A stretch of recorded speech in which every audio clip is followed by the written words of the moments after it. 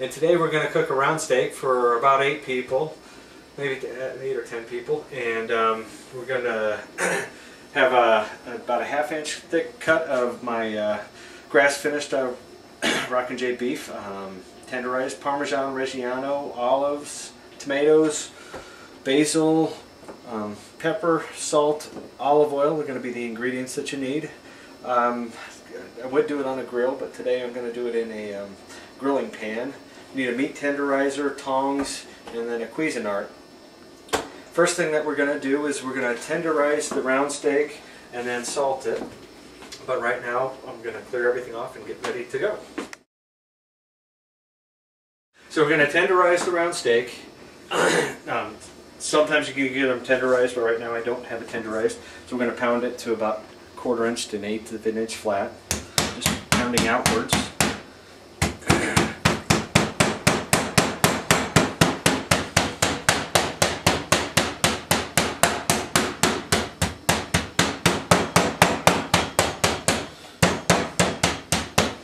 Now that we have it, that's the physical tenderization of it. Now we're going to take and you have 2 types of tenderizations, physical or chemical. Second tenderization is we'll add some salt to this. The salt brines the meat, and about a ½ hour prior to cooking, put the salt on, and that helps tenderize the beef also. So,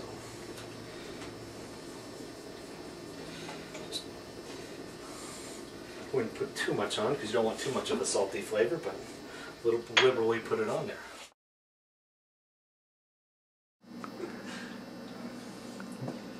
So while we're letting the meat rest and tenderize, we're going to get the rest of our ingredients ready. We're going to grate our Parmesan. Either use seed or olives, or use seeded olives. Get the basil prepped, and then seed and coarsely chop our tomatoes. To seed our tomatoes, we're going to just slice them in half and just take out the insides of them, and then just coarsely chop them. Several chops right there. Nothing special because they're going to be finely chopped by the food processor. So that is that, and that will go in with the rest of our tomatoes.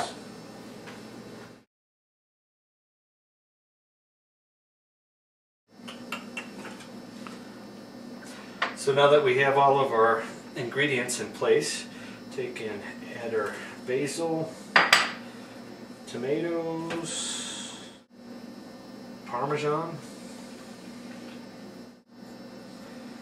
and black olives.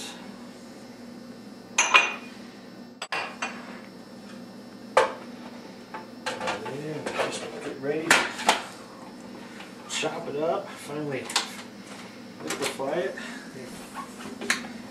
I have to have a food processor, right?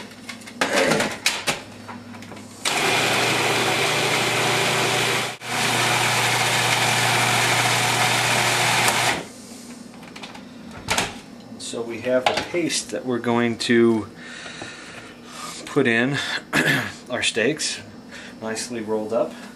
And now that we have all of our ingredients ready, this would be a fine time to have a nice beer. Left Hand Jackman Pale Ale is the choice of today. Fine handcrafted beer here from Longmont, Colorado. First we need to salt or pepper our steak. Liberally pepper it.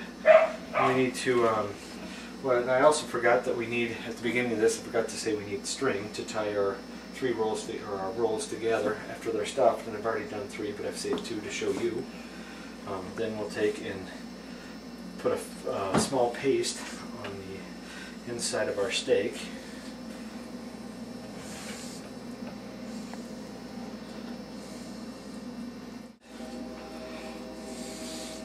It's kind of messy here, it's falling out the ends, but and so we have it all rolled up, and then we need to tie it.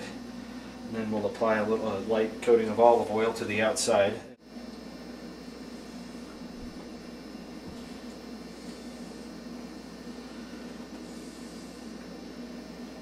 There. Apply a liberal coating of olive oil to the outside of our steak on both sides. If you wanted to, you could add some pepper to the outside. Add a little bit more spice to it. Then we're going to take and move this to the grill here real quick.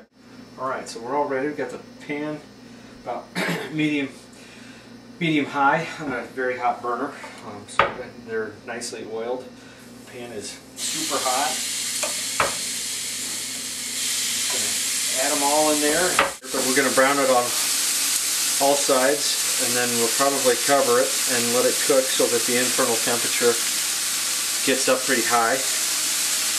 Coating it with oil throughout the process to make sure that it doesn't, the strings don't burn, and making sure that everything stays nice and moist. But I'll cover it with a lid here in just a little bit to help keep the temperature high inside of the cooking surface here. I would normally do it outside on the barbecue grill, but as I said, we just don't have adequate facilities to film. I'm not a professional cooking show. This is the Rockin J kitchen.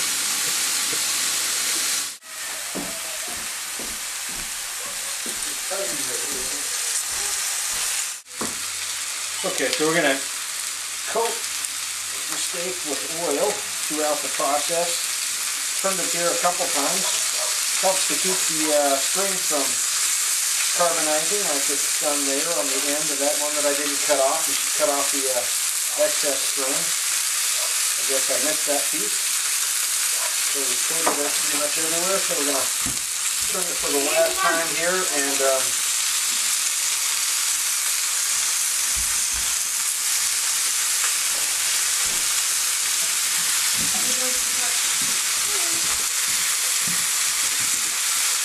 we're going to cover it. I turned up the heat to closer to high also. Then we're going to cover it to simulate a covered barbecue grill. Helping retain more of the heat and bringing it up to probably 400 degrees inside of the pan. We'll let it cook there for a while longer. Get the temperature up to finished temperature, probably 135, 145 degrees internal temperature on the steak, but that way it's done to medium rare.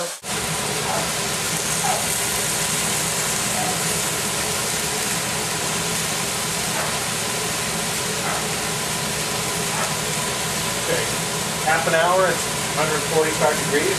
Should be done to just medium rare. So that's about what we want. Take it off the fire and move the steaks to a spot to cool and rest. We'll let the steak will continue to cook for another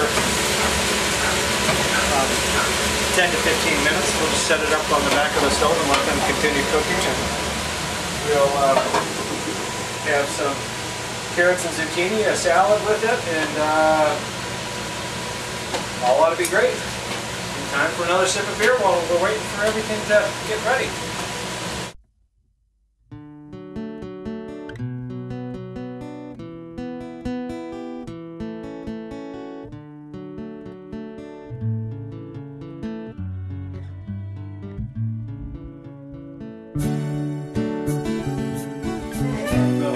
Passed on.